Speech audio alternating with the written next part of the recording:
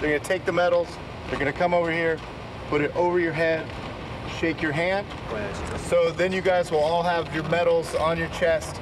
They're gonna go back over, at which point Shocks is going to say, once again, let's hear it for the 2015 MSI champions, SK Telecom T1, and confetti's gonna go off then even more.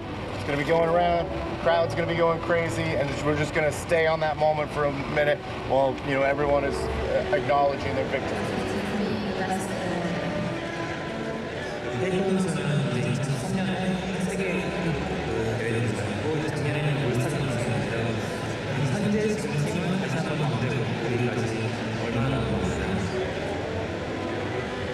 하루 정도 내만 이기면 될 것 같아서 하루 남은 거예요. Welcome back to our continuing coverage of the 2015 Mid-Season Invitational. And gentlemen, it all comes down to this Game 5. Who would have thought it? Faker versus Pawn in the mid lane. I mean, this is just story for the ages here. Mid-Season Invitational. Who's the best in the world? 근데 여기서 하나 중요한 게 상대가 만약에 근데 막벤이나 뭐 보고 가야 되는 거잖아. 나르를 밴했어.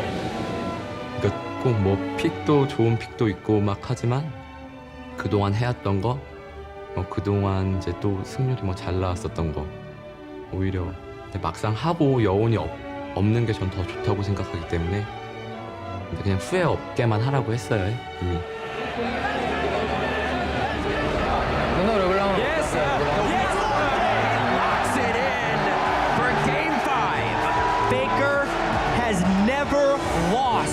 With LeBlanc on the competitive stage, 12-0. 페이커 선수가 르블랑을 플레이할 때는 마치 축구에 비유하자면 메시의 돌파 같은 느낌이 들 때가 있어요. 환상적인 슈팅을 통해서 골을 만들어내는 모습. 그게 바로 페이커의 르블랑과 Season 3, SKT was miles ahead of everybody else. Faker was the utmost, the best player in League of Legends ever so far. A little too tanky for the damage they're bringing. There's the mirror image from Faker. He's gonna start dancing around. Faker, especially at his prime, just a tier ahead of everybody else. There for the 50-50. Baron going very low at 1500. It is going to go over to clear. Down goes Faker. They take down Faker immediately. EDG could have eyes on the base. That's one of the pitfalls. Once you reach the top, you just assume you're always gonna stay there. Season Invitational. Here's the last engage. EDG doesn't even see the turrets. Eyes on SKT. SK Telecom T1 are wiped. The Nexus turrets are going down. LPL's Edward Gaming are the 2015 Mid-Season Invitational Champions.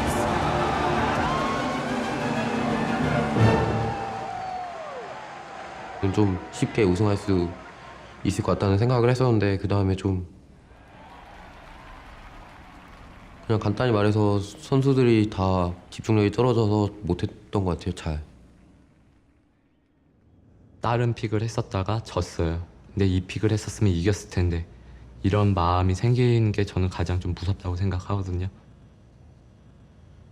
근데 그때 당시에도 좀 그렇게 좋은 픽이 아닌 건 알았어요. 르블랑이라는 게. 5번째 게임에서 EDG가 르블랑 밴을 하지 않는 것을 보고 저는 EDG가 함정을 팠구나라는 생각이 들었습니다.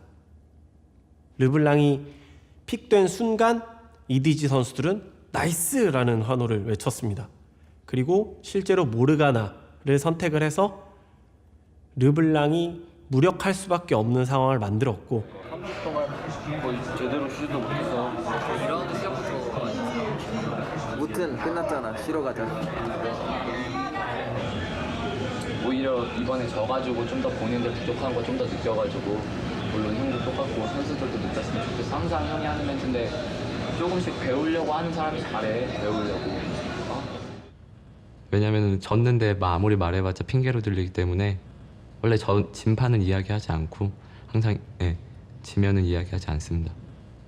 근데 MSI는 잊고 싶어요. 너무 힘들었어요. 저.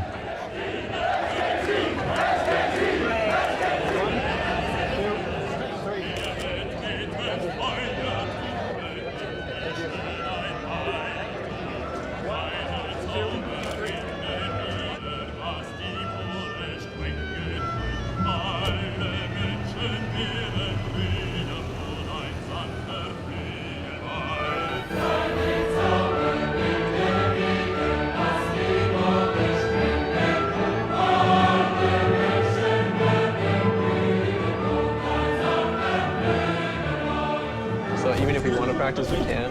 Yeah, I was like, I figured you guys probably figured it out. Bjergsen's the best player in NA by far. A lot of video gamers in 10 years will be forgotten. No one will say their names ever again. He definitely has a chance at being an immortal figure in the esports industry. The biggest thing that Bjergsen has to watch out for probably is his own ego. I spend the most time working with Bjergsen because he's argumentative, he has his own opinion and how he wants to do things. He's immature, he's cocky. In some ways, Bjergsen is the leader of the team, but it's a lot far away from what we think he can be and what he wanted to be. I said, do you need me? And then Lusma said, no, we can get tower without you. And then after that, I went to push up mid, so I couldn't port. And then by the time I could port again, it was too late. We were already, like, at this point, it's too late to port. We'll lose anyway. Right there, you know, Ezreal ran down, and I think you should have just run down as well. Well, I asked them, and they said they didn't need me, so I'm not going to run down. That's the problem with our shot calling overall, is that you're always asking, and they're not sure, so you just... I can't make the decision for them there. I don't think so. I don't think that should be on me. That's not my accountability. Whose accountability is it then? Them, because they're bottom. They should be calling for me to need me. Like, every single time it's a 5v5 situation, you're kind of just saying, well, it's their fault because 4 of them are there. Then basically what you're doing is you're not even shot calling, you're just basically asking people questions. Like, should we fight or not? Like, I never wanted to be the shot caller. Well, you are. Me. That's an overall shot call. That's a shot caller's point. They get all the information they need and they make a final decision. My problem there is no one made a call. People should be actively feeding you information, and then you should make a final call. As the mid laner of Team SoloMid, usually the mid laner is the one who kind of controls everything. Bjergsen was 17 when he joined. Over time, his role became the captain. Bjergsen's persona back then, childish, immature, talented. At his core, he's still a fairly shy, fairly just nerdy video game guy. And he got shot up into this limelight. Bjergsen filled in for Reginald, who was basically a god at mid lane. He was the boss, your co-worker, your friend, all at the same time. It's probably the only thing that's ever meant anything to me in life. Like, I've never worked so hard on one thing before. Yes, Reginald was rumored to retire maybe a couple of times before, but nobody really expected it to actually happen. I'm Bjergsen. How did you guys need a new mid laner? Who the fuck are you? No change has been talked about more than TSM's signing of a former NIP star Bjergsen to take over the mid lane from Reginald. It was a bit of a risky move because it was hit or miss. If it missed, you just failed in the eyes of many, many fans, and TSM is the biggest name within Western esports when it comes to League of Legends.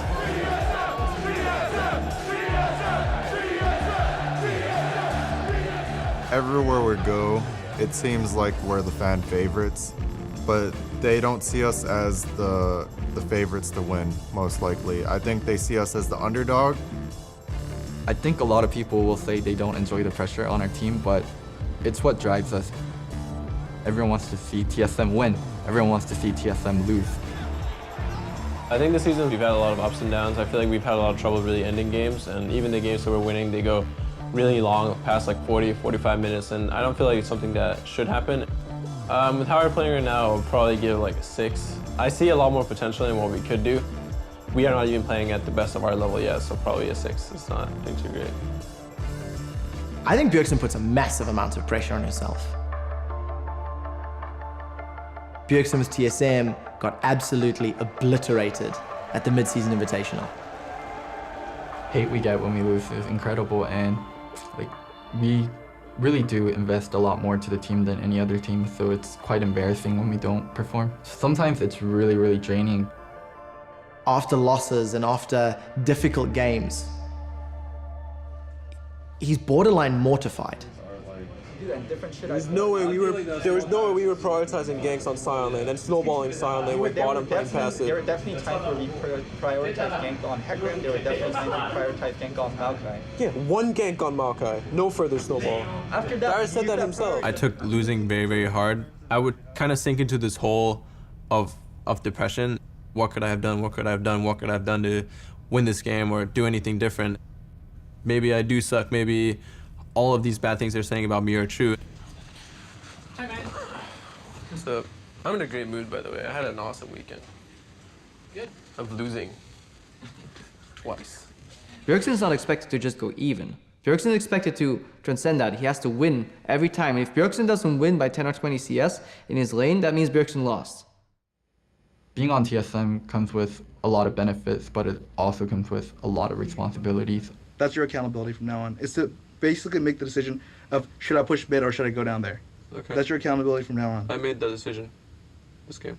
Okay, so next time you should be aware and just be decisive and say I'm gonna go or not go at all, versus asking if you should go or not, because you can judge the situation yourself. And you're the mid laner. You are, for the better of the team, it makes more sense for you to take on that accountability.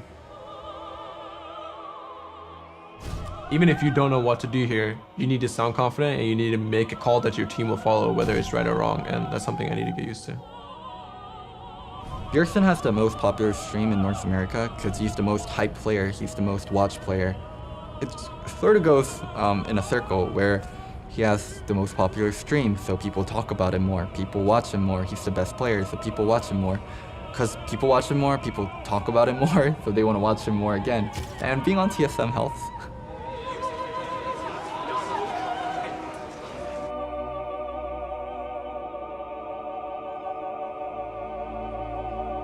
Well, there isn't really whether I want or not want to be a shot caller. I have to be the shot caller, and we were trying to kind of pawn it off a little bit. Santorin still does semi-shot calling and shot calling on the side, but I have to be the main voice, and there has to be one main voice that's going to make all the main decisions and has to be confident, and that has to be me.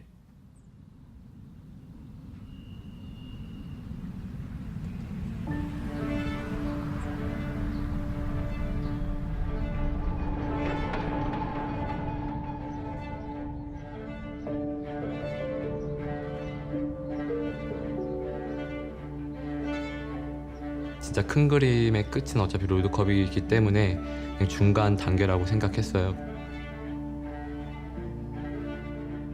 외적으로는 진짜 워낙 이 페이커 선수가 진짜 좀 게임 말고는 별로 관심 있어 하는 게 없어요. 그래서 진짜 밥 먹고 거의 게임밖에 안 하기 때문에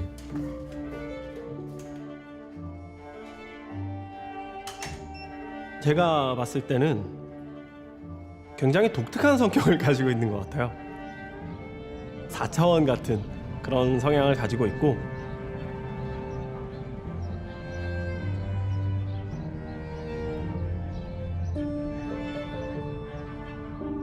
승부욕이 대단하다. 지는 걸 싫어하고 그리고 승리하기 위해서 끊임없이 노력하는 일주일에 보여주는 연습량이 엄청납니다. 제2의 전성기를 맞이했다고 평가받는데 12시에 일어나서 그때부터 그냥 연습실 갔다가 4시쯤에 밥 먹고 좀 하다가 또 다시 가가지고 연습하고 We work from 10 a.m. to 10 p.m. around 12 hours today. Yeah, that's even at level 6, and then we can look for mid. 새벽 2시쯤에 다 들어가서 자는 시간인 것 같아요. Nothing comes before our job to us. Literally nothing. Girlfriends, family, just job is first. These are guys who play more hours than most people can comprehend. 좀 지면 약간 자기가 좀 싫은데 그래도 저는 지더라도 제가 좀 제 플레이가 잘 나왔다던가 하면 좀 그래도 잘 수 있는데 좀 안 자는 편이라서 그런 것 같아요. They've been stuck in the grind. I mean, Bjergsen's been top performer for 2 years now, and it can get lonely. Eventually, I'm not going to be satisfied with just winning an A. I'm gonna want more. If you want to win MSI, if you want to win Worlds, you have to work your hardest, and you have to work pretty much all day, every day. 일단 LOL을 플레이하시는 분들한테 뭐 팁을 드리자면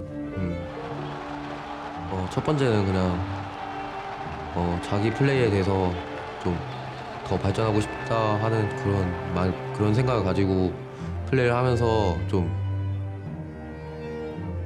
두 번째는 게임 내적으로 들어와서 좀 미니맵을 많이 보면서 게임 하면서 게임 내내 생각을 하면서 자기 플레이를 좀 생각하면서 하는 게 중요하다고 생각해서 세 번째는 그냥 게임을 좀 즐기면서 하는 게 중요한 것 같아요. 그래서 이 세 가지만 좀 지키면서 하면 저처럼 잘할 수 있을 것 같고.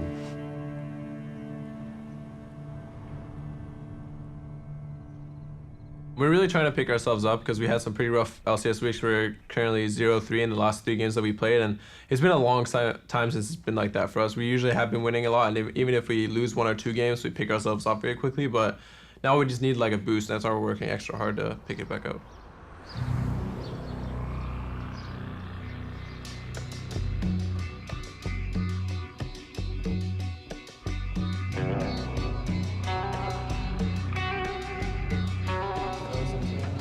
It's not even an exciting statement. We made Worlds every single year. What's to stop us this year?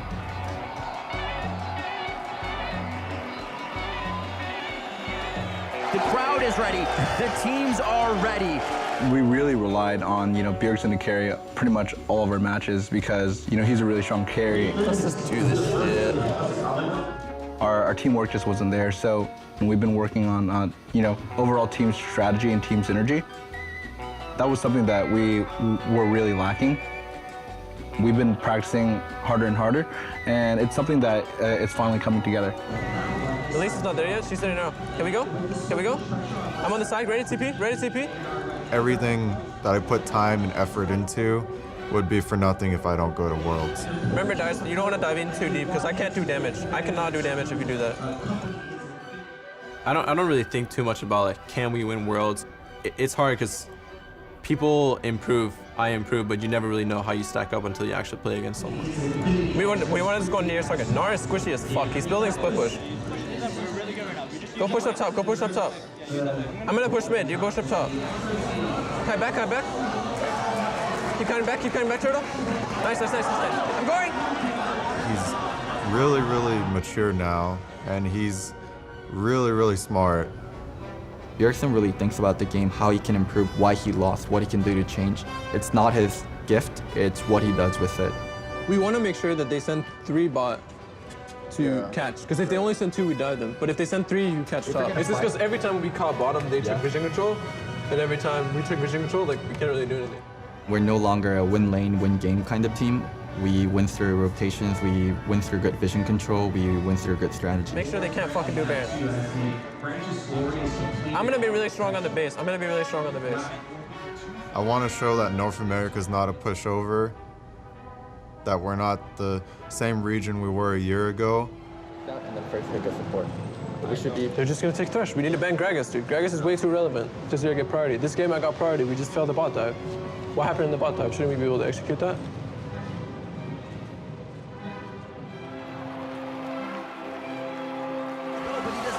Home guards. TSM is moving in. TSM is going to be on the Nexus. And Team SoloMid take the semi-final series to face Counter Logic Gaming as they take out Team Liquid.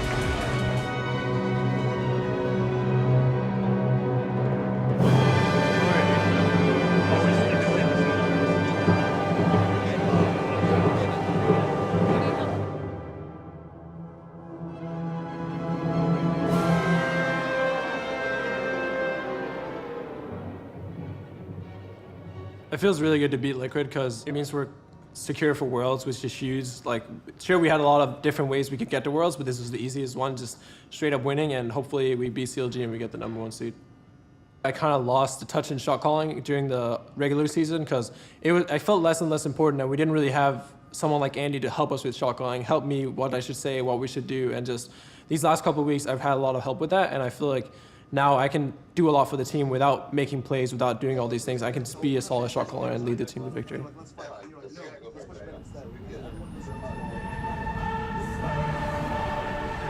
So yeah, I'm just gonna go over opening ceremony and closing ceremony.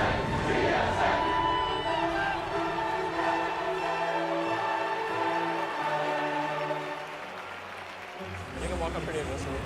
It was like we had bad picks and bad play. I don't think we need to change our bans. What do you want to ban? Trist is like Ash would do the exact. Ash would stomp us harder last game. Yeah, Ash would do it. Ash would stomp us so much harder last game.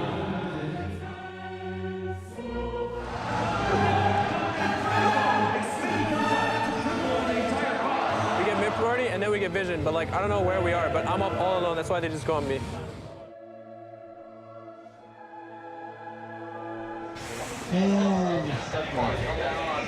We should talk as a team before everyone splits up. We need to do fun stuff anyway now.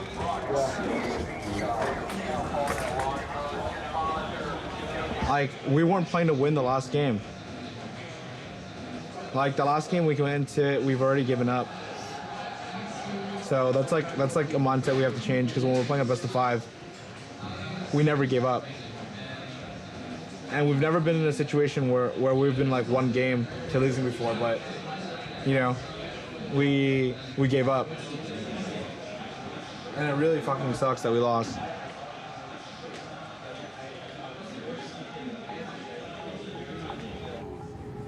정 가운데 놓고 쭉 미는 거야.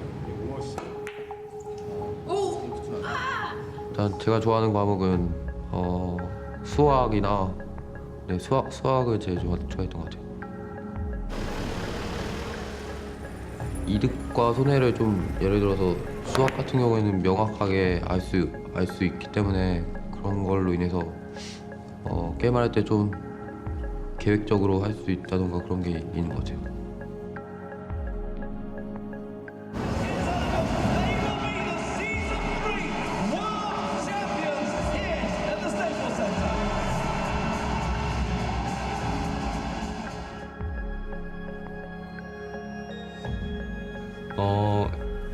일단 장애물이 가장 될 만한 거는 지금 아직 롤드컵까지 기간도 너무 많이 남았고요. 너무 좀 무섭기는 해요. 좀 어떻게 슬기롭게 풀어나가냐에 따라서 성적이 좀 어떻게 나오냐가 많이 갈라질 것 같아요. 얼마나 유지하느냐, 꾸준히 연습하느냐, 네, 이게 가장 중요한 것 같아요. 다 이길 수만 있는 건 아니거든요, 모든 게임에.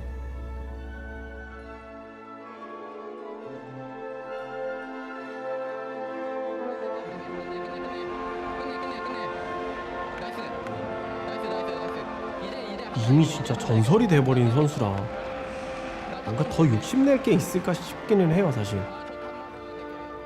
뭐가 있을까?